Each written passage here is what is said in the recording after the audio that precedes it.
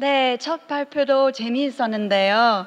저는 두 번째 발표도 기대가 됩니다. 어떠셨나요? 네, 저도 한국 사람으로서 그렇다고 생각이 듭니다.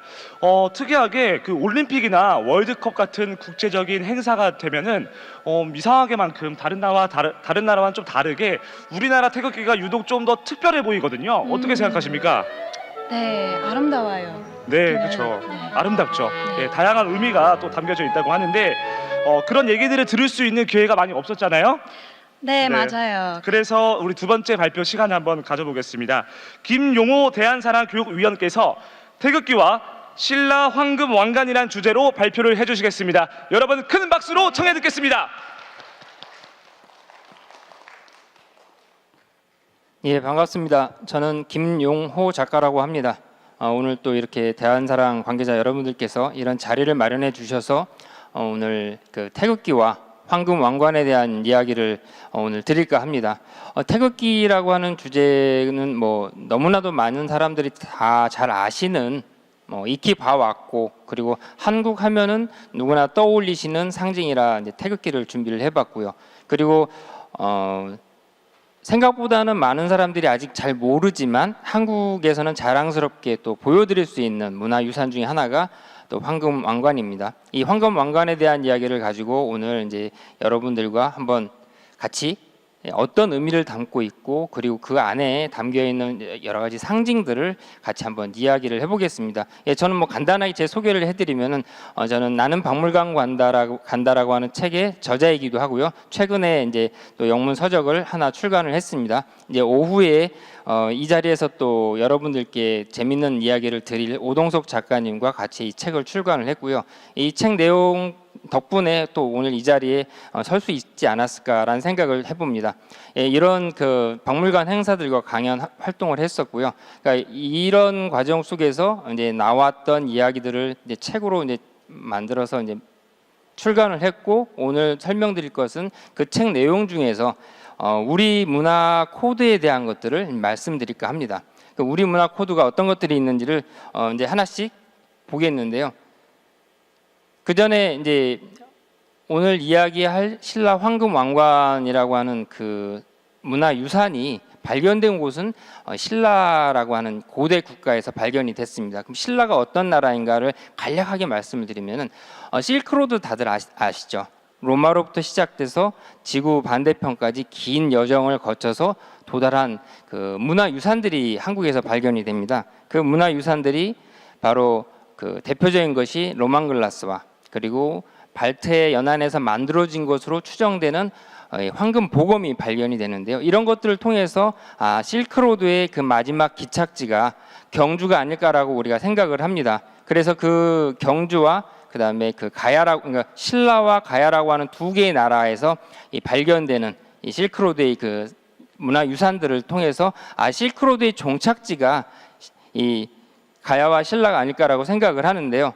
그래서 거기 최근에 방영됐던, 최근은 아니죠, 좀 몇 년 됐죠, 화랑이라고 하는 드라마가 있습니다. 화랑이라고 하는 드라마에 반가운 배우들이 많이 나옵니다. 보시면 낯익은 배우들이 이제 보이죠. 이 화랑이라고 하는 드라마의 배경이 바로 신라라고 하는 나라였습니다. 그래서 그 신라에는 6개의 황금 왕관이 발견이 됐고요. 그 경주에서. 그리고 우측에 이제 3개는 바로 가야라고 하는 나라에서 만들어진 황금 왕관입니다. 이 황금 왕관들을 이제 한국에 오시면 보실 수 있는 곳이 장소가 2군데 있습니다. 특히 이제 신라의 황금 왕관을 보실 수 있는 곳이 국립중앙박물관, 그리고 국립경주박물관에서 이제 만나실 수가 있는데요. 중앙박물관은 서울이라고 하는 도시에 있고요. 그리고 경주박물관은 경주라고 하는 도시에 이렇게 자리하고 있습니다. 이제 오늘 제가 말씀드릴 것은 이제 이런 표현을 써보고 싶습니다. 찐 고수. 찐 고수라는 표현, 뭐 이제 한국말에 익숙하신 분들은 저 단어 나 아는 말이야라고 하실 수도 있는데, 처음 모르시는 분들을 위해서 좀 설명을 드리면, 고수라고 하는 말은 PC 게임, 온라인 게임을 잘하는 사람, 뭐 이런 사람들을 두고 고수다라고 이렇게 표현을 합니다. 그리고 찐이라고 하는 것은 강조의 뜻이죠. 그래서 찐 고수, 한국 문화의 찐 고수가 되는 팁을 오늘 몇 가지 말씀드릴까 합니다. 그래서 여러분들께서 오늘 저와 이 짧은 시간이지만 이 짧은 시간을 같이 하고 나서 찐 고수가 될 수 있는 몇 가지 팁들을 얻어 가신다면 좋을 것 같습니다. 그 팁 아주 간단합니다. 세 가지 숫자인데요. 3, 5, 7이라고 하는 세 가지 숫자를 가지고 여러분들께 이 찐 고수가 되는 팁을 말씀드릴까 합니다. 가위바위보 게임 다들 아실 겁니다. 가위바위보 게임은 뭐 익히 아시는 게임인데 한국 사람들은 좀 특이하게도 이 가위바위보 게임을 꼭 세 판을 합니다. 세 판을 해야지 직성이 풀려요. 한 판으로는 이 뭔가 아쉽거든요. 이게 세 판을 하는 사람들의 특성, 한국 사람들의 특징을 가지고 이 3에 대한 이야기를 해볼까 합니다. 이 3이라고 하는 것은 어떤 여러 가지 의미들을 갖고 있는데요. 그 중에 한 가지가 음양오행이라고 하는 동양 철학의 정수죠. 정수, 어떤 기본에 해당되는 것 중에 목이라고 하는 것이 있습니다. 그 목에는 뭐 그냥 우드라고도 표현하기도 하고 목 기운이라고 표현하기도 하는데요. 여기 이것을 상징하는 숫자가 3입니다.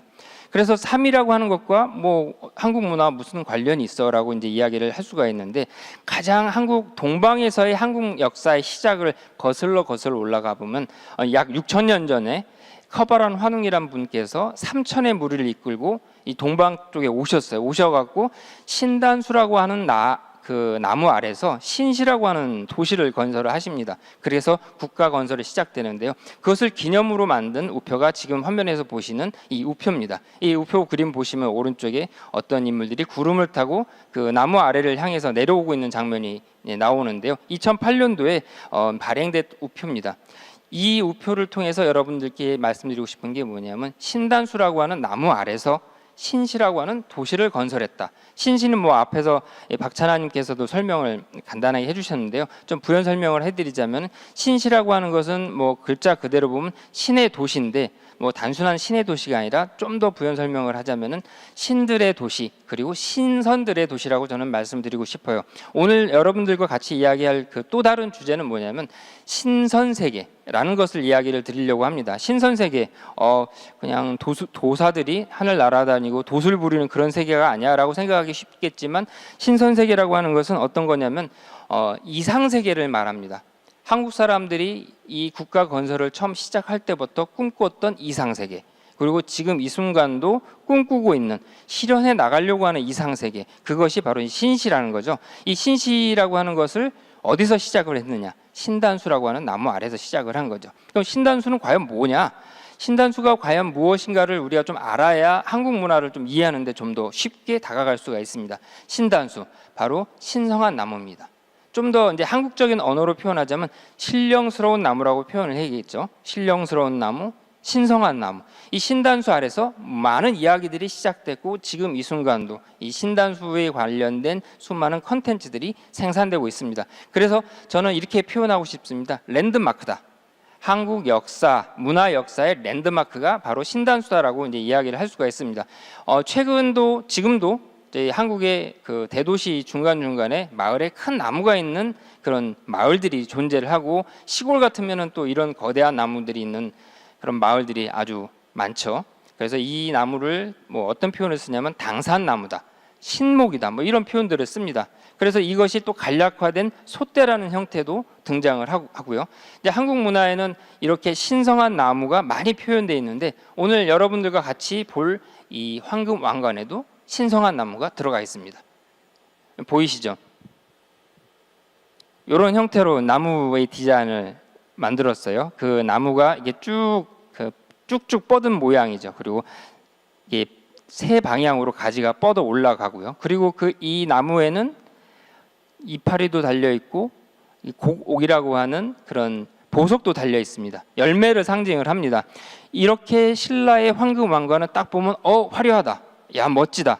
진짜 돈이 많았나 보다. 이런 의미도 있겠지만은 한편으로는 이렇게 우리 민족의 시조로부터 시작된 그런 그 나무 상징이 들어가 있다는 것을 여러분들께서는 꼭 유념을 하고 보셨으면 좋겠습니다. 그리고 이 신성한 나무, 황금 왕관에 신성한 나무가 올라가 있다라고 하는 것을 이 황금 왕관을 보는 하나의 팁으로서 또 말씀을 드리고요. 그리고 이제 황금 왕관 직접 박물관 가서 보시면은 나무가 한 그루가 아니에요. 여러 그루가 있습니다. 그 이유가 뭐냐면 신라라고 하는 나라를 좀 이해를 하셔야 되는데 신라라고 하는 나라는 김씨와 박씨와 김씨와 이제 석씨 이 세 성이 번갈아 가면서 왕을 했던 그런 그 왕위 계승 문화를 갖고 있었습니다. 그러다 보니까 이 신라의 황금 왕관은 김씨들이 주로 사용을 했어요. 그래서 신라 시조 설화 중에 김씨 왕의 시조 김알지라고 하는 인물이 있는데 그 사람과 관련된 숲 이야기가 나옵니다. 그 숲을 뭐라고 얘기하냐면 계림이라고 얘기합니다. 이 그림은 이제 조선시대 때 그림인데요.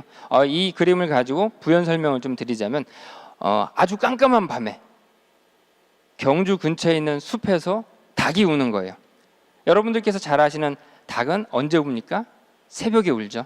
해가 뜨기 직전에 울어야 되는데 한밤중에 닭이 울어대니까 사람들이 이상해요. 왜 저 한밤중에 숲에서 닭이 울지? 그래서 사람들이 이제 가봅니다. 가봤더니 하얀색 닭이 금색 상자를 향해서 울고 있는 거예요. 이상하잖아요. 그래서 상자를 열어봤더니 거기서 한 인물이 아기가 나타납니다. 그래서 그 인물이 김알지라고 하는데요. 그 인물이 바로 신라와 그 김씨 왕들의 시조에 해당이 됩니다. 그래서 신라 사람들한테는 저 닭이 울었던 숲, 신성한 숲입니다. 아주 중요한 숲인 거죠. 그런 마음, 그런 그 생각이 그대로 신라 왕관에도 담겨서 여러분들께서 생각하시는 그 신라 왕관은 바로 신성한 숲을 또 안고 있습니다. 그래서 나무 한 그루가 아닌 여러 그루가 그 신라 왕관에 담겨 있는 거죠. 신라 사람들은 이 신성한 나무 신단수와 그 다음에 그 신성한 나무가 있는 신성한 숲, 닭이 울었던 신성한 숲을 같이 이 황금 왕관에다가 투영을 했던 것이고, 우리는 지금 수천 년이 지나서 그 황금 왕관을 보면서 이 사람들 이때 이 사람들의 이 생각이 이렇게 황금 왕관에 담겼구나, 계림이라고 하는 숲이 황금 왕관에 담겼구나라는 것을 우리가 알 수 있습니다. 그래서 이 황금 왕관 중에 하나는 이 꼭대기 부분에 새가 이렇게 앉아 있습니다. 이 계림의 이 설화가 그대로 담겼다는 것을 우리가 알 수 있죠. 여기서 좀 부연 설명드리자면 이 닭이라고 하는 동물은 단순히 우리가 알고 있는 치맥할 때 그 닭 이렇게 보시면 안 되고 봉황을 상징하는 동물입니다. 근데 김알지라는 인물은 왕이 되지 못했어요. 그러다 보니까 설화에 봉황을 등장시킬 수는 없었고, 봉황과 같은 어떤 속성을 갖고 있는 닭을 등장시켰다라고 우리가 이해를 할 수가 있습니다. 근데 왜 봉황과 닭을 동일시하느냐? 여기서 한국에 옛날부터 내려오는 설화 한 가지를 말씀드리면은, 닭이 새벽에 꼬끼오하고 우는 것은 사실은 저 멀리서 봉황이 해가 뜨는 것을 느끼고 운다고 합니다. 그러면 봉황이 그 봉황이 우는 소리를 닭이 듣고선 닭들이 따라온다고 해요. 그래서 닭이 새벽에 그 여명을 밝아올 때 우는 것 자체가 봉황의 울음을 듣고 따라서 운다라고 해서 이 봉황과 닭을 같은 속성에서 놓고, 그래서 이 닭 중에서도 금계 황금색 닭은 봉황과 같이 이렇게 동일시하는 그런 성향들, 그런 속성들, 그런 설명들을 우리가 이제 많이 만날 수 있게 됩니다. 그럼 왜 황금 왕관에 이 신성한 나무 혹은 이 계림이라고 하는 숲이 올라가 있을까요? 여기에는 단순히 시조의 상징, 우리 민족의 시조라서, 시조 역사의 시작이라서 그 이상의 의미가 또 담겨 있습니다. 그게 뭐냐면 바로 하늘과 땅과 이 지하 세계를 이어주는 사다리라는 생각을 갖고 있었습니다. 이게 무슨 얘기냐면 우리 민족 고유의 이 우주관, 세계관을 이해를 하셔야 되는데, 그게 뭐냐면 하늘과 땅과 인간이 서로 이어져 있고 한 공간에 펼쳐져 있다라고 하는 생각, 그리고 그 공간과 공간을 이어주는 통로가 바로 신단수라고 생각을 했습니다. 그래서 하나의 사다리다 혹은 통로라고 이제 이야기를 했던 거죠. 그래서 우리 옛날 사람들은 이런 우주관을 갖고 있었습니다. 천지인 삼계 사상이라고 하죠. 하늘과 땅과 인간, 이 삼자가 하나의 큰 우주를 이룬다. 저는 여기서 지금 원래 하늘을 헤븐이라는 단어를 써야 되는데 우선은 스카이라는 단어를 썼습니다. 뒤에서 이제 의미를 부연을 설명해 드릴 것인데요. 이렇게 한국 문화를 이해하는 코드 3은 아까는 나무였죠. 이제는 이 우주관을 또 함축하고 있습니다. 천지인이라고 하는 3세계를 가리키는 거죠. 제가 설명드린 것을 갖고 이게 신라 황금 왕관을 본다면은 이제 신라 황금 왕관이 좀 다르게 보이실 수 있을 것 같아요.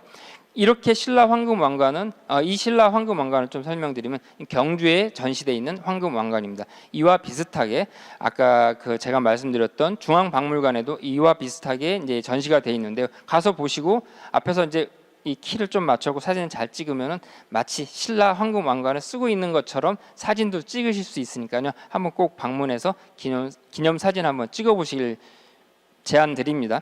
그리고 이제 한국 문화에 또 재밌는 설화들이 많이 있는데요. 아이가 태어났을 때 이 몽골 반점이란 것을 갖고 태어난다고 합니다. 몽골 반점 뭐냐면요, 이제 반점, 얼룩덜룩한 반점인데 이 반점과 관련돼 있는 한국의 재미있는 설화가 있어요. 이제 삼신 할머니라고 하는 여신이 계신데 그 여신이 엄마 뱃속에서 태어나지 않고 이제 엄마 뱃속에서 엄마를 괴롭히는 아이한테 엉덩이를 착 때려주면서 어여 나가서 엄마 그만 괴롭히고 세상으로 나가라고 이렇게 딱 때려줄 때 그 멍 자국으로 반점이 생긴다고 그렇게 그 전해지는 이야기들이 있습니다. 이제 여기서 등장하는 이제 삼신 할머니 이야기를 좀 드릴까 합니다. 역시 여기도 3이죠. 숫자 3.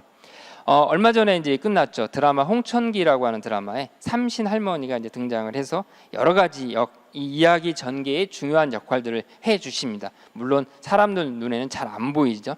그래서 우리 옛날 사람들은 이 삼신 할머니가 이 역사 속에서 이게 여러 가지 관여를 하지만 그 관여하는 것을 잘 몰라요. 모르지만 또 익히 또 잘 알고 계셨던 것 같습니다. 이 지금 제가 보여드리는 그림에는 이런 그림이 있습니다.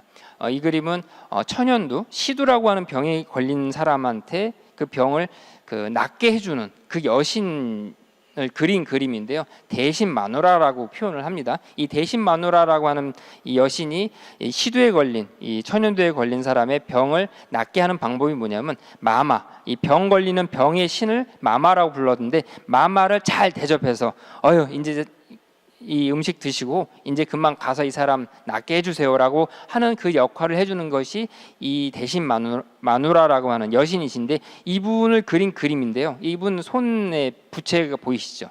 이 부채에 그려져 있는 이 세 여자가 바로 삼신 할머니를 의미를 합니다. 그래서 예로부터 아이가 태어나면 삼신상이라고 해서 아이를 점지해 주시고 아이를 태어나게 해주시는데 너무나도 감사하다고 삼신상이라고 해서 밥 혹은 쌀을 이렇게 대접을 합니다. 이 대접을 할 때 이렇게 새 뿔 모양의 모자를 씌워드리고 그리고선 대접을 하는데 그래서 예로부터 우리 이제 민족은 우리 한국 사람들은 삼신 할머니를 상당히 친근하게 생각을 했습니다. 그래서 삼신 문화가 더 많이 이제 곳곳에 숨어 있는데요.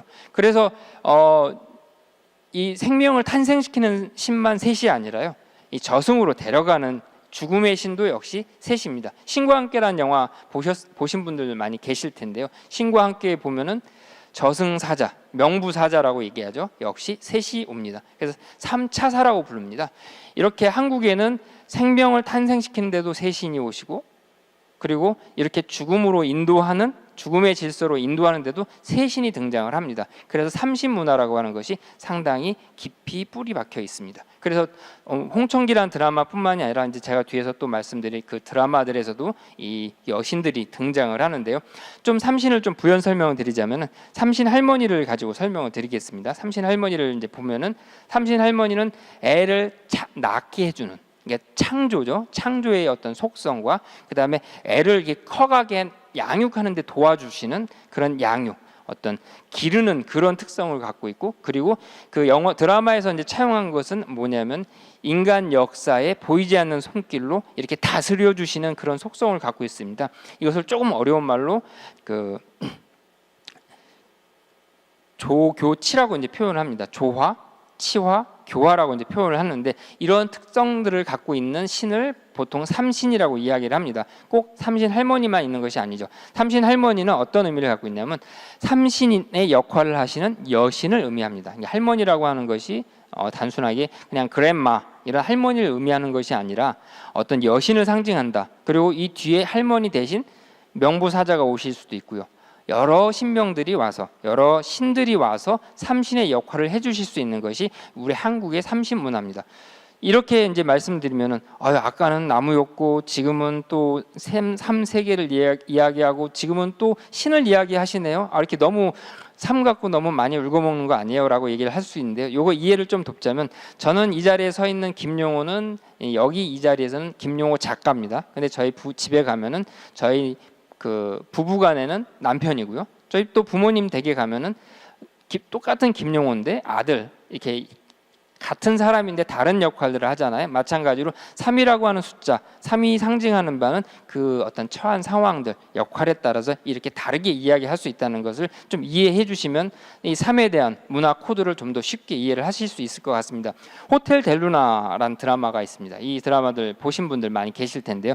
여기에도 역시 여신이 등장하시는데 이때는 여신의 이름이 좀 다르죠. 마고 여신입니다. 마고 여신께서 등장을 해서 이 드라마 전체 줄거리에서 또 보이지 않는 손길로 여러 가지 이야기들을 만들어내고 결론 짓고 이 여러 가지가 이제 그 개입하시는 분들 여신으로 나오죠. 마고 여신 한국 여러 자연 경관, 여러 섬들을 만들었다고 하는 그런 설화와 전설이 또 많이 결부되어 있습니다. 그리고 여기에 나오는 그 월령수라고 하는 나무가 있어요. 월령수. 기억하실 겁니다. 월령수라고 하는 나무는 역시 신단수의 한 모습이죠. 근데 어떤 신단수냐? 저승세계, 사후세계로 이끌어가는 역할을 해주는 것이 바로 이 월령수라는 나무입니다. 이 호텔 델루나라고 하는 그 드라마가 바로 이러한 그 신단수의 특징들을 차용을 해서 재밌게 이제 극으로 만들어낸 거죠. 이런 내용은 또 이제 도깨비라고 하는 드라마에도 역시 나왔습니다. 도깨비에도 이제 이분이 나오죠. 이분 누군지 아시죠? 이분은 이제 삼신 할머니가 또 젊은 여성의 모습으로 나오죠. 여신이시니까 젊은 모습을 가질 수도 있고 노파의 모습을 할 수도 있고 뭐 자유자재로 변하실 수 있다라고 봅니다. 어쨌건 한국 드라마 혹은 한국의 수많은 그 컨텐츠들에서 이 삼신 혹은 마고 여신이 등장하는 것이 이 3이라고 하는 숫자 상징성과 이렇게 맞닿아 있다는 것을 알고 보시면 좀 재밌을 것 같습니다. 서울이라는 도시 잘 아시죠? 서울이라는 도시에 이제 걷자 서울이라고 하는 캠페인을 얼마 전까지 했었습니다. 그래서 이런 그 로고 혹은 CI를 썼었는데요. 이 로고를 보면은 숫자 3과 관련된 또 다른 면을 또 알 수가 있습니다. 이걸 보면은 머리를 상징하는 하나와 땅을 딛고 있는 두 발을 가지고 이렇게 표현을 합니다. 그래서 사람을 예로부터 한국 문화에서는 삼각형으로 표현했습니다. 이것이 바로 3의 또 다른 모습. 지금까지는 좀 다른 이야기들을 했었는데 이제는 3, 우리 현실적인 사람으로 상징되는 3의 특징을 또 말씀드릴 수가 있습니다. 이것을 좀 더 이제 자세히 설명드리고 싶지만 시간상 좀 더 직관적으로 설명을 드리겠습니다. 한글 잘 아실 겁니다. 한국의 그 문자인데요. 한글에 보면 이 한글이 창조되는 이 만들어지는 원리가 있는데 이 원리를 두 가지 숫자로 표현할 수가 있습니다. 하나는 3, 하나는 5로 표현할 수가 있는데요. 3에는 이렇게 볼 수가 있습니다. 하늘이 있고요. 그리고 땅이 있습니다. 그리고 그 사이에 사람이 있죠. 이것을 그대로 표현한 것이 아래 아자, 사람을 상징하는 이, 땅을 상징하는 으. 그래서 이 모음이라고 하는 일부분을 바로 천지인이라고 하는 3개 사상을 그대로 집어넣어서 세종대왕께서 한글의 모음 원리로서 넣으신 거고요. 이것에는 어떤 의미가 깔려 있냐면 한국 사람들의 독특한 우주관 한 면모가 깔려 있습니다. 여기에는 뭐가 깔려 있냐면 하늘은 그냥 하늘이 스카이가 아니고요. 헤븐이라고 표현했습니다. 하늘에는 천신들도 있고 뭐 새들도 있고 영적인 공간으로 봤어요. 그리고 땅도 그냥 내가 발 딛고 있는 땅이 아니라 영적인 공간으로 봤는데 그냥 영적인 공간이 아니라 하늘은 아버지, 땅은 어머니라고 봤습니다. 하늘 아버지, 땅 어머니. 그러면 사람은 하늘과 땅의 자녀로서 사람을 봤습니다. 이것이 바로 한국 문화가 갖고 있는 이 3개의 사상의 특징이자 강점이라고 저는 생각을 하는데요. 이렇게 3은 사람이다. 그런데 그냥 사람이 아니라 하늘과 땅의 자녀로서 사람이다. 그래서 사람이라고 하는 단순한 고작 사람이 아니라 한갓 피조물 사람이 아니라 결국에는 하늘과 땅과 같은 맥락 속에 있는 똑같이 존중받고 똑같이 존귀한 존재가 바로 자녀 사람이다라고 하는 것이 이 3으로 볼 수 있는 한국 문화의 독특한 사람의 관인 거죠. 인간관입니다. 그래서 사람의 어떤 특징을 이렇게 이야기합니다. 그 존귀하다. 근데 휴머니즘과 이제 그 비교를 해서 설명을 하자면 휴머니즘은 어떤 면에서는 인본주의라고 해서 사람을 최고로 높게 칩니다. 근데 여기서 이야기하는 존귀하다라고 하는 이런 의미는 인존주의라고 표현을 하는데요. 인존주의는 다른 말로 하늘도 존귀하고 땅도 존귀하고 그리고 사람도 존귀하다라고 하는 이러한 이 우주 모두가 존귀하다라고 하는 개념이 전부 다 내포되어 있습니다. 그래서 사람이 그냥 단순 그 모래 이 거대한 우주 속에서 모래알보다 더 작은 존재로서 하찮은 사람이 아니라 이 거대한 우주 안에서 의미 있고 가치 있는 사람이다라고 하는 것이 바로 한국 문화 속에서 이 삶이 가리키는 사람의 모습입니다. 그래서 이 황금왕관은 어떤 의미를 갖고 있냐? 신단수, 계림, 그다음에 신성한 황금왕관으로서 하늘과 땅 그 뜻을 받들어서 사람을 다스리는, 똑같이 존귀한 세상의 사람을 다스리는 임금님이라고 하는 그런 의미를 갖고 있습니다. 이렇게 이 신라 황금왕관이라고 하는 것은 내가 부자야, 나 이 화려한 황금왕관을 썼어라고 하는 어떤 과식 욕구도 담겨 있지만 예로부터 전해져 왔던 그 전통, 신단수, 신성한 나무, 이 하늘의 뜻과 이 땅의 뜻을 그대로, 하늘 아버지, 땅의 어머니 뜻을 그대로 받들어서 인간 세상 사람들을 다스리겠다라고 하는, 그런 우리 임금님은 그런 사람이야라고 하는 그런 어떤 염원, 그런 목표 의식이 담겨 있다라고 볼 수가 있습니다. 그것을 안고 이 황금왕관을 본다면 그냥 화려한 황금왕관이 아니라 이런 의미를 갖고 있구나라는 것을 알 수가 있습니다. 이렇게 해서 이제 간단하게 이제 3이라고 하는 걸 정리를 해보면 천지인 3개, 신단수, 신성한 나무, 삼신, 사람까지 얘기를 했습니다. 이제 5와 이제 6을 이제 말씀을 드려야 되는데 5를 넘어가기 전에 구분옥에 대해서 이제 궁금해하시는 분들도 많고 또 여러 가지 이야기들이 있어서 또 한번 이야기를 해보겠습니다. 구분옥, 이 신라 황금왕관에는 구분옥이 있는 왕관이 있고 없는 왕관이 있습니다. 있는 왕관을 가지고 이제 몇 말씀을 드리면 이렇게 생겼죠. 가까이 가서 보면 참 예쁩니다. 아주 영롱하죠. 이 옥이라고 하는 보석인데요. 이렇게 생겼습니다. 딱 보면은 저게 뭘 상징하지? 좀 의아스럽기도 하고 궁금하기도 하고 잘 이해가 안 돼 보이기도 하죠. 근데 이것을 이제 좀 설명을 드리자면 여러 가지 설이 있지만 이걸 만든 분들이 지금 이 자리에 와갖고 저게 뭐예요? 라고 여쭤봤을 때 이거는 이거야 라고 답을 해주시지 못하니까 1600년 전 사람들, 1500년 전 사람들이니까요. 지금 이제 추정을 하는 겁니다. 갑골 문자에는 용을 이렇게, 용이라고 하는, 드래곤이라고 하는 그 동물을, 신성한 동물을 이렇게 표현했다고 해요. 시자처럼 표현을 했죠. 이것이 바로 어떤 옥의 상징성이 아닐까. 그래서 용이라고 하는 동물은 왕권을 상징을 합니다. 그러니까 왕권을 상징하는 용이 많이 달려 있어요. 대단한 왕이구나, 이런 의미를 갖고 있겠죠. 근데 신라라고 하는 나라는 그 당시 한 민족이 세운 여러 나라들 중에 사실 제일 세력이 약했어요. 그러다 보니까 다른 나라들보다 더 화려하게 금관을 만든 게 아닌가 싶기도 하고 더 많은 용을 다룬 게 아닌가 싶기도 합니다. 그리고 이 용이라고 하는, 용으로 상징될 수 있는 옥이 많이 달려 있어서 이것은 그 아까 제가 얘기한 신단수라고 하는 나무로 본다면 열매에 해당이 되기 때문에 번영, 어떤 그 풍요, 이런 것을 상징할 수도 있습니다. 그리고 최근에는 저건 태아의 모습이랑 같이 닮았는데 그래서 태아로 얘기를 하기도 합니다. 그런 주장 모두 저는 맞다고 봅니다. 이 어떤 번영, 어떤 그 풍요, 그 다음에 왕권의 상징, 이런 것이 함축된 상징이 아닐까라고 생각을 하는데, 그리고 또 한편으로는 이 태극의 상징이 아닐까라고 저는 또 생각을 합니다. 이게 이제 후일 여의주라고 하는 그 한국 문화의 독특한 그 캐릭터랑도 이제 연결이 되는데 오늘 시간 관계상 여의주 얘기는 말씀 못 드릴 것 같고요. 이렇게 태극의 상징으로 또 표현이 될 수 있을 것 같습니다. 그러면서 자연스럽게 이 태극기 이야기로 넘어가 보겠습니다. 태극기 딱 보시면은 아주 단순해 보이지만 이 한 폭의 우주를 담고 있습니다. 의미 잘 아시겠지만 하늘, 그 다음에 땅, 그리고 해와 달을 갖고 있어서 천지일월이 이렇게 단순한 도안으로 들어가 있습니다. 그러면 이 가운데 태극은 뭘까요?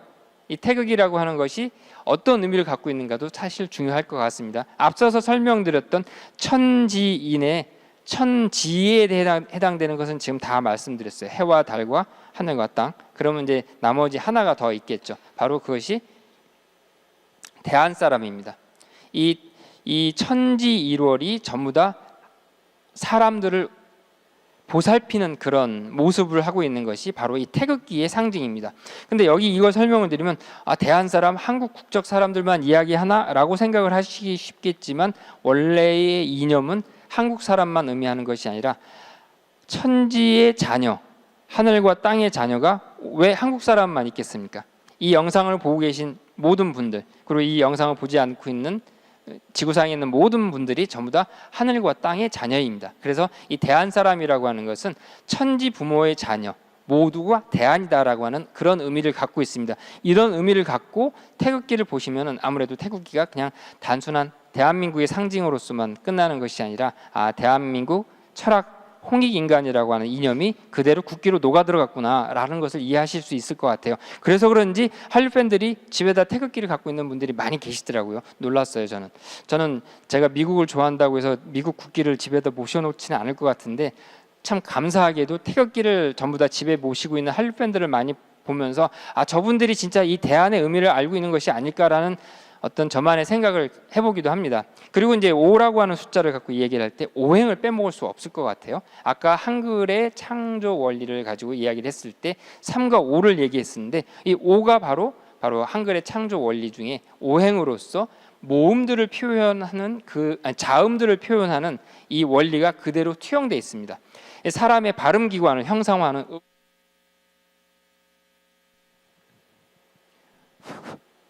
운, 학이라고 표현하는 이 학문을 이미 세종대왕께서는 일찌감치 언어, 이 문자를 표현할 때 표현하셨는데 그것을 그냥 표현하신 것이 아니라 음양오행이라고 하는 이 자연 원리를 오행 원리를 그대로 투영을 해서 그 오행 원리에 맞춰서 발음 구조, 그 발성 구조에 맞춰서 자음 체계를 완성하신 것이 바로 한글입니다. 그래서 이 한글이라고 하는 것도 이 음양 오행이라고 하는 오라고 하는 상징성이 그대로 투영되어 있는 어떤 요소로 우리가 볼 수가 있는 거죠. 그래서 이 음양 오행에 대해서 말씀을 드리면 음양 오행이라고 하는 것은 어쩌면 좀 약간 피상적이고 추상적인 개념이에요. 잘 모르겠는 목기, 화기. 화기는 좀 이해하기가 쉽죠. 불을 떼면 뜨거워지니까. 근데 그 나머지 오행 요소들이 좀 약간 그 추상적인 개념인데 세종대왕께서는 이 추상적인 개념을 우리가 알 수 있는 현실적인 개념, 그 한글 자음으로 이렇게 투영을 해주셨습니다. 그래서 우리는 비로소 음양 오행이 단순한 어떤 그 피상적인 그런 이야기가 아니라 현실적인 요소구나라는 것을 알 수 있게끔 해주신 거죠. 이런 부분들 기억을 해주시면은 아무래도 이 오라고 하는 것이 오행이라고 하는 것이 좀 더 와닿지 않을까 생각을 합니다. 그리고 이제 이 오를 이야기를 할 때 제가 또 많이 말씀을 드리는 것이 신성한 5동물에 대한 이야기를 말씀을 드립니다. 한 400여 년 전에 이제 일본과 한국의 예전 조선 두 나라가 전쟁을 벌였습니다. 그 전쟁을 벌였을 때 이순신 제독이란 분이 이제 등장을 하셨고 그분이 거북선이라고 하는 전함을 들고 나오셨어요. 아니 왜 하필 거북선일까? 배의 디자인이 많은데 왜 하필 거북선일까? 사실은 이 오신수 사상, 오신수 개념이 그대로 녹아나온 것이 아닌가 저는 생각을 해봅니다. 뭐냐? 오신수에는 어떤 동물이 있냐면 이런 동물이 있습니다. 거북이랑 닮았죠. 현무라고 하는 동물인데 이 현무라고 하는 동물은 물을 다스리는 동물이라고 합니다. 물을 다스리는 동물이 바다 위에 떠서 전함으로써 종횡무진한다. 이건 천하무적이겠죠. 그런 관념 그대로 가져간 거죠. 일본 사람들도 이 오신수 개념을 알고 있었고요. 중국 사람들도 그 당시 이제 명나라 사람들이죠. 명나라 사람들도 이 개념을 알고 있었어요. 근데 그 바다 위에서 그 개념, 현무의 개념이 전함으로 딱 있다. 이거는 아주 쇼킹한 겁니다. 한국 사람들의 문화적 특징은 뭐냐면 이 막연한 추상적인 철학적 개념 이런 것들을 현실로 끌고 옵니다. 끌고 와서 현실 물건으로 딱 드러내줘요. 한글이 그랬고 거북선이 그렇습니다. 이렇게 현무라고 하는 우리가 피상적인 동물이었지만 상상 속의 동물로 생각하는 동물이 이렇게 역사 속에 등장을 하는 거죠. 근데 이 5, 5 신성한 동물은 어떤 의미를 갖고 있냐면 원래는 하늘에 있는 천문에서 내려온 동물들입니다. 쉽게 이해하기 쉽게 말씀드리면 하늘에서 파견 나온 동물들인 거죠. 왜? 사람을 이롭게 하라고.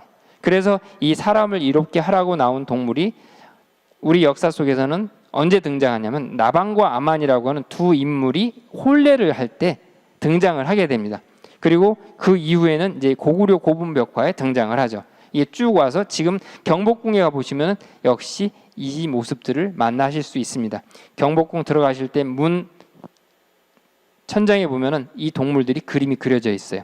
이렇게 5 신성한 동물에 대한 전통이 예로부터 쭉 왔고 이 5 신성한 동물에 대한 것은 여러 가지 관념으로 사용이 됩니다. 특히 이제 방위 개념으로 쓰이죠. 그래서 이제 명당이라고 하는 좋은 터 이야기를 할 때 이 산들을 지칭하는 명칭으로 이 5 신성한 동물들이 사용이 됩니다. 그래서 방위와 이제 관련이 돼 있다는 것을 기억을 하시고, 그리고 이제 오늘 한 가지 더 말씀드릴 게, 이제 잘 말씀을 안 드리는 건데, 이 5 신성한 동물이 밑으로 내려오면은, 지상으로 내려오면 이 황색 곰과 또 연결이 됩니다. 이 황색 곰은 어떤 의미를 갖고 있냐면, 옛날 이 신단수 아래 신실을 건설하셨던 환웅을 상징하시기도 합니다. 그래서 곰이라고 하는 것은 제왕을 상징하기도 하죠. 그리고 또 이 신성한 동물이었던 그 황색 곰 말고도 도깨비라고 하는 또 캐릭터가 등장을 합니다. 대자연에서 이 대자연 중심에서 대자연을 이롭게 하는 그런 신성한 대령, 도깨비죠. 그래서 옛날 우리 선조들께서는 이게 도깨비 기와 도깨비 문고리 이런 것들을 많이 쓰셨어요. 지금도 이제 한국 문화 유산들을 가다 보시면은 이 도깨비 형상들을 많이 만나실 수 있는 이유가 바로 이런 그 오신수 개념 안에서 이 중앙을 지키는 도깨비로서 이제 이해를 할 수가 있고요. 이것을 소재로 한 드라마 다들 아시죠? 도깨비. 도깨비라는 드라마가 사실은 이것을 소재로 따서 이제 재밌게 이제 만든 드라마죠. 쓸쓸하고 찬란하신 도깨비라고 하는 캐릭터로 이제 여러분들께 이제 소개가 됐고, 뭐 이 드라마는 아마 한국 사람들보다 더 외국 사람들이 많이 봤을 정도로 인기 있는 드라마에 해당됩니다. 그래서 도깨비가 이 중앙을 상징한다는 그런 관념을 갖고 있고, 그래서 이 도깨비 상징들이 많이 사용이 됐죠. 여기서 이제 그 숫자로서 지금 제가 설명을 드렸는데, 숫자로서 사방위를 또 설명을 드릴 수가 있어요. 그 하늘을 상징했던 일이 북방을 상징하기도 합니다. 그래서 북쪽 현무의 자리에 놔두고요. 아까 땅을 상징했던 숫자 2가 이렇게 남방을 상징하는 2로, 불을 상징하는 2로 표현이 되기도 하고요. 사람을 상징했던 3이 동쪽을 상징하는 3으로 표현이 되기도 합니다. 사는 이제 서쪽이고요. 그리고 중앙을 상징하는 것이 이 5입니다. 그래서 이 이야기는 사실은 아주 5,600년 전 이 테오보키라고 하는 이 한민족의 문화 영웅이 계셨습니다. 그분이 이 세상에 처음 드러내주신 하도라고 하는 그림에서부터 유래가 됩니다. 그래서 오라고 하는 의미는 어떤 의미를 더 갖고 있냐면 조화, 균형, 그 다음에 주재한다, 그 다음에 권력, 이런 것들을 의미를 갖고 있습니다. 이걸 좀 더 우리 현실적인 개념으로 보자면 오라고 하는 것은 사회 질서, 이렇게 이야기를 하실 수가 있을 것 같아요. 그래서 오라고 하는 개념, 숫자가 사회 질서라고 하는 그런 개념을 갖고 있다. 그래서 황금 왕관도 보면 나무가 5그루입니다. 저런 4와 5가 사슴뿔이라고 주장하시는 분들도 있어요.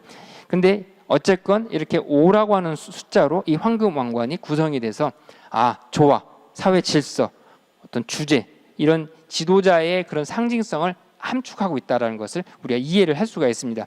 그래서 5는 오행, 한글 자음의 구성 원리, 오신도, 5 신성한 동물, 조화와 균형, 주제, 권력, 이런 것들을 상징하는 숫자라는 것을 우리가 이제 알 수가 있고요. 7, 이제 3과 5와 7도 이야기로 넘어가 보겠습니다. 그럼 7에는 제가 처음 말씀드릴 수 있는 거는 음양 오행이다. 아까 지금까지 5 얘기하면서 오행 얘기했는데 뭐 또 오행을 갖고 왔어요라고 이제 질문을 할 수가 있겠는데요. 음양 플러스 오행이 숫자 7입니다. 우리는 한국 사람들은 이런 표현을 많이 써요. 월요일이다, 화요일이다. 이 월화요일이라고 하는 것은 음양을 상징합니다. 그 다음에 화수목금토가 오행인 거예요.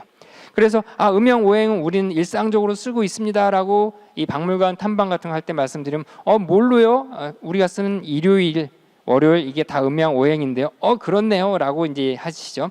우린 너무나 익숙해서 이게 음양 오행이 하나의 표현이고 일상화된 그런 그 문화 형태라는 것을 많이 놓치는데요. 이렇게 우리는 음양 오행을 상당히 밀접하게 쓰고 있습니다. 그 숫자라 7이라고 하는 숫자 상징으로요. 그리고 7로 이제 상징할 수 있는 것이 북두칠성입니다. 북두칠성 이야기를 할 때 제가 꼭 이 드라마 얘기를 합니다. 별에서 온 그대. 이 별에서 온 그대 내용 잘 아시죠? 남자 주인공이 이제 지구 사람이 아니라 별에서 온 사람이었기 때문에 별에서 온 그대라고 표현을 하는데요. 이 별에서 온 그대 얘기를 할 때 제가 이 이야기를 많이 드리는 것 중에 하나가 왜 별에서 왔느냐? 한국 사람들, 뭐 한국 사람뿐만이 아니라 지구상에 있는 모든 사람들은 다 띠를 갖고 있습니다. 자기가 띠를 쓰건 안 쓰건. 올해가 이제 소띠 해죠. 그래서 이제 두 번째 북두칠성에서 왔다라고 해요. 소띠 사람들은. 그러니까 12띠 동물들은 전부 다 12년 주기로 다 북두칠성에서 한 별에서 온 거예요. 그래서 한국 사람들은 죽으면 뭐라고 표현하냐면 돌아가셨다. 어디로? 북두칠성으로 돌아가셨다라고 표현을 하는 거죠. 그래서 저는 이제 한국 문화의 특징을 가지고 이 12띠 동물로 이렇게 얘기를 한 것을 가지고 이제 이런 표현을 씁니다. 당신도 그대도 역시 별에서 왔습니다. 별에서 온 그대가 역시 이 영상을 보신 모든 분들 전부 다 별에서 온 그대인 거죠. 한국 사람만의 이 문화 특징입니다. 그래서 지금도 이제 관에다가 사람이 돌아가시면은 이 관에다가 칠성판이라고 하는 걸 깔아드려요. 왜? 저 별로 잘 돌아가시라. 근데 지금은 그 의미들을 잘 잊어버리셔갖고 이런 의미를 잘 모르시는 분들이 이제 많이 계시죠. 요새 이제 오징어 게임이라고 하는 드라마에서 여주인공이 가고 싶은 여행지 제주도 얘기를 해서 이제 제주도가 핫하다고 하는데요. 이 제주시에 가보면 이제 관덕정이라고 하는 그 옛날 건물이 있습니다. 이 건물 근처를 배회하다 보면은 이런 그 안내 표지석을 만날 수가 있어요. 이 보시면은 12띠 동물 중에 두 동물이 이렇게 있죠. 이게 북두칠성 중에 문곡성에 해당이 되겠구나라는 것을 알 수가 있는데 제주시에는 이렇게 그 칠성단이 있었다라고 해요. 제주시에. 그래서 이것 때문에 수많은 그 도시화 과정을 거치면서 저런 것들이 사라져버리고 그래서 안내 표지석만 저렇게 남아 있다라고 하는데 아마 제주시를 여행 혹시 가실 기회가 생기면 이런 것들을 찾아보시는 것도 즐거운 여행의 포인트가 아닐까 생각을 합니다. 그리고 이제 한국 여행을 오시면은 또 많이 놓치고 가시는 것 중에 하나가 한국의 자연 경관입니다. 특히 산, 이 인왕산인데요. 아까 홍천기라고 하는 드라마에서 그 호령 역할을 했던 그 호랑이가 다스린 지역이 이 인왕산인데 여기서 인왕산에서 남산타워를 바라보고 있는 그런 장면이죠. 여기 한국에 있는 산들을 가보면 항상 사찰이 있습니다. 등산로 한켠에 사찰이 있고 그 사찰에는 칠성각이라고 하는 그 건축 양식이 있어요. 거기 안에 들어가 보면 이런 그림들이 있습니다. 칠성각, 북두칠성을 모시는 건물인데 그 북두칠성에서 온 주신들을 모시는 그런 이제 시설인 거죠. 설비인 거죠. 그래서 이런 그 그림들이 있습니다. 이렇게 한국 사람들의 문화 속에는 이 북두칠성을 단순히 하늘에 있는 별자리로 본 것이 아니라 하늘에 있는 신으로 생각을 했습니다. 그래서 장독대에 이렇게 정한수를 떠놓고 비나이다 이렇게 해서 자기 가족과 자기 이 식구들이 안녕하기를 바라는 그 기도를 할 때 누구한테 기도를 했냐면 칠성님께 비나이다 이렇게 기도를 했다고 하는 그 문화가 바로 이렇게 드러난다고 볼 수가 있습니다. 그래서 이 이제 태극기까지 또 칠과 관련이 있어요. 아까 뭐 태극기 오랑 관련이 있다고 하더니 또 갑자기 또 칠 얘기가 칠에서 태극기가 왜 나오지? 이제 너무 갖다 붙이는 거 아니야라고 생각하실 수가 있는데요. 건곤감리와 태극과 함께 여기는 태극에 숨어 있는 두 가지가 더 있습니다. 그것을 오늘 이제 말씀드릴 건데요. 이 동그란 원 숨어 있고요. 그 다음에 중심점이 숨어 있습니다. 이것을 다른 말로 뭐라고 표현하냐면 무극과 환극이라고 합니다. 무극이라고 하는 것은 바탕이에요. 태극이라고 하는 것은 음양 운동이 이렇게 순환 운동하는 모습이라고 하면 그 음양 운동이 일어나기 그 이전 이 상태를 무극이라고 하는 거죠. 근데 음양 운동도 질서 있게 돌아가게 하는 데는 그 중심축이 필요합니다. 그것을 환극이라고 합니다. 그래서 태극기 안에는 이렇게 무극과 환극이 함축돼 있어요. 그래서 옛날부터 우리 선조들은 부채를 만들어도 삼태극 부채를 만들어서 썼습니다. 이렇게 태극이라고 하는 거 안에는 삼태극이 숨어 있는 거죠. 그래서 태극기라고 하는 요소는 원래는 5요소가 아니라 이렇게 7개의 요소로 본다는 것이 좀 더 정확하지 않을까 합니다. 뭐 지금까지 설명을 드렸지만 5, 3, 7 다른 숫자들도 여러 가지 상징성을 갖고 있습니다. 근데 오늘 시간 관계상 3과 5와 7만 이제 설명을 드렸는데요. 그래서 한국 문화의 찐 고수가 되는 팁 오늘 이제 3과 5와 7 가지고 말씀을 드렸습니다. 어떻게 고수가 될 수 있는 길이 좀 보이시나요? 물론 이것만 갖고는 안 될 겁니다. 또 많은 시간 그 한국 문화를 이제 보고 경험하고 접하고 해야 아마 진짜 찐 고수가 되지 않을까 싶은데요. 여기서 한 가지 팁을 더 드리자면 이 3과 5와 7로 이 태극기와 이 황금 왕관을 설명을 드렸지만은 이제 마무리하면서 또 말씀드리고 싶은 게 뭐냐면 이 녹두꽃이라고 하는 드라마가 있었습니다. 이 녹두꽃이라고 하는 드라마가 소재가 뭐냐면 동학이라고 하는 건데요. 19세기 아시아에서 일어난 이 이상주의 운동의 하나의 모습입니다. 근데 이 이상주의 운동이라고 하는 것이 처음 시작할 때 신시로 말씀드렸어요. 한국 사람들은 신선 세계를 꿈꾼다. 신선 세계가 저 산 속에 숨어 있는 이상 낙원이 아니라 바로 이 내가 발 딛고 있는 곳이 바로 신선 세계를 만들고 싶어하는 그런 염원을 갖고 있었습니다. 그래서 이 동학이라고 하는 것은 앞서 태극기에 숨어 있던 무국, 그 무국으로 돌을 펼쳐서 이 세상을 신선 세계로 만들고 싶다라고 하는 그 염원이 있었던 거죠. 근데 이것이 쭉 과거로부터 신시 개천, 그 배달국이라고 하는 환웅께서 나라를 건국하는 시점부터 면면이 이어와서 19세기까지 이어왔고 지금은 한류 문화라고 하는 그 양식으로 이렇게 지금도 펼쳐지고 있다라고 저는 이야기를 합니다.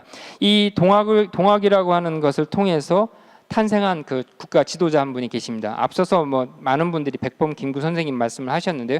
높은 문화의 힘을 강조를 하셨죠. RM도 이분의 이야기 중에 나의 소원 중에 문화의 힘에 대한 것을 BTS의 RM도 언급을 한 적이 있는데요. 이렇게 이제 이분이 주장하신 그 내용 하나를 소개시켜드리면 진정한 세계의 평화, 그다음에 우리나라로 말미암아 세계에 실현되기를 원한다 이런 말씀을 하셨어요. 그러면서 무슨 말씀을 하셨냐면 홍익 인간, 우리 당군의 이상이라. 한국 사람의 이상 세계를 신선 세계를 염원하는 그 염원은 상당히 현실적입니다. 한국 사람 특성은 이 현실에 안주하지 않습니다. 반드시 뭔가 개선하고 싶어하고 좀 더 나아지기를 원하고 하는 이런 염원을 갖고 있어요. 그래서 이 백범 김구 선생님께서 무슨 말씀을 하셨냐면 이것을 공상으로 치부하지 말아라. 헛된 생각으로 치부하지 말아라. 유토피아 혹은 이상세계라고 하는 것이 저 먼 얘기가 아니라 지금 이 순간에도 조금씩 반보 발걸음을 내디면서 실현하는 것이다. 어떻게? 높은 문화의 힘으로. 이제 한류 문화라고 하는 것, 이런 것이 전부 다 저는 한국만의 문화라고 생각하지 않습니다. 제가 오늘 말씀드렸던 것은 전부 다 문화 원형이기 때문에 이것을 보시는 해외 각지에 계신 모든 분들이 자기 문화 속에서, 자기 역사 속에서 우리도 저런 거 있어. 우리 우마이 여신 계셔. 뭐 이런 식으로 비슷한 요소를 갖고 있을 거예요. 그게 왜 그러냐면 이제 원형 문화이기 때문에. 그런데 왜? 우린 모두가 대한으로서 천지 부모의 똑같은 자녀입니다.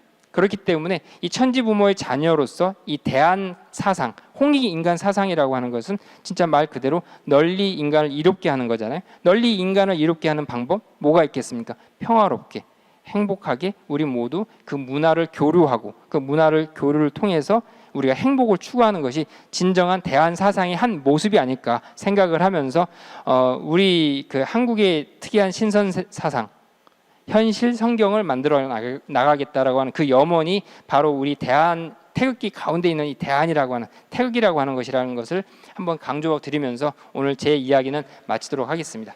감사합니다. 네, 강의 잘 들었는데요. 태극기에 우주의 이치가 담겨 있다는 것이 놀라운데요.